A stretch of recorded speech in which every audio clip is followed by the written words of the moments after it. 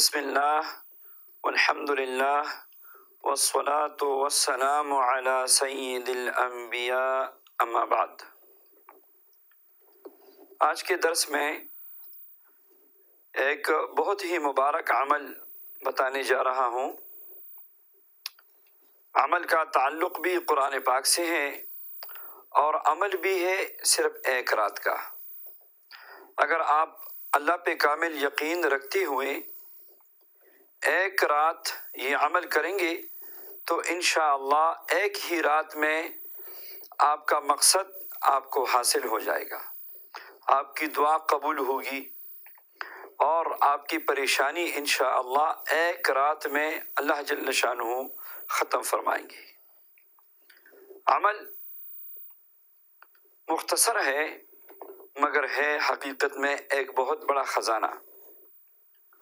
عمل مختصر ہے مگر اس میں ایک زبردست روحانی طاقت ہے۔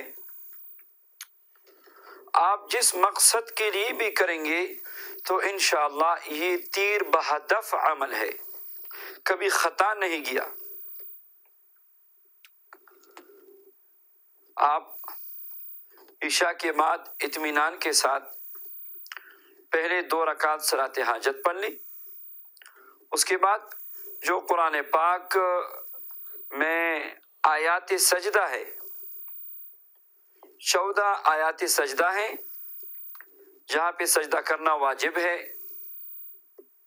ان 14 آیات سجدہ کو باری باری پڑھ کے ہر آیات کے ساتھ سجدہ کیا کرے۔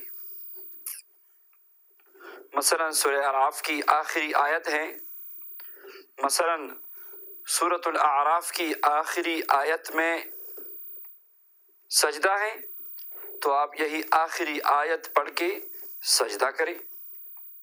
پھر آگے جس صورت میں سجدہ کی آیات آ رہی ہے تو آپ آیت پڑھتے جائیں اور سجدہ کرتے جائیں، پڑھتے جائیں سجدہ کرتے جائیں۔ جب آپ نے 14 آیات پڑھی، 14 سجدے کیے، جس طرح سجدے تلاوت کیا جاتا ہے، اس کے بعد پھر کھڑے ہو کے آپ نے دعا مانگنی ہے۔ یہ ایک رات کا عمل ہے بلکہ 1 گھنٹہ بھی آپ کا نہیں لگے گا اس عمل میں، اور انشاءاللہ تبارک و تعالی آپ کی ایک دفعہ اس عمل کرنے سے آپ کی پریشانی دور ہو جائے گی۔ پھر آپ کی مرضی ہے، روزانہ پڑھنا چاہے روزانہ پڑھ لیں۔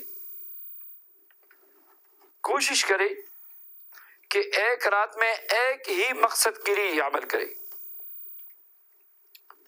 پھر انشاءاللہ آپ کو کبھی ناکامی نہیں ہوگی۔ عمل شروع کرنے سے پہلے 2 رکعت صلاۃ حاجت پڑھ لیں، اور جب 14 سجدے ہو جائیں اور 14 آیات سجدے کی آپ نے پڑھ لی تو اس کے بعد کھڑے ہو کے آپ نے گڑ گڑا کی دعا کرنی ہے۔ سبحان اللہ، یہ بہت ہی مجرب عمل ہے، اور خصوصاً دشمن سے نجات کے لیے، خصوصاً حالت اضطراری میں بندہ پریشان ہے، کون سا عمل کروں، کیا پڑھوں، اس پریشانی میں کیا ایسا عمل کروں، کون سا وظیفہ پڑھوں کہ فوری یہ پریشانی میری دور ہو جائے۔ تو آج میں نے مختصر اور آسان ترین عمل دے دیا، اور جو مجرب ترین ہے انشاءاللہ کبھی ناکامی نہیں ہوگی۔ اللہ جل شانہ اپنے کلام پاک کی برکات، انوارات، اپنے کلام پاک کی فیوزات ہم سب کو نصیب فرمائے، آمین یا رب العالمین۔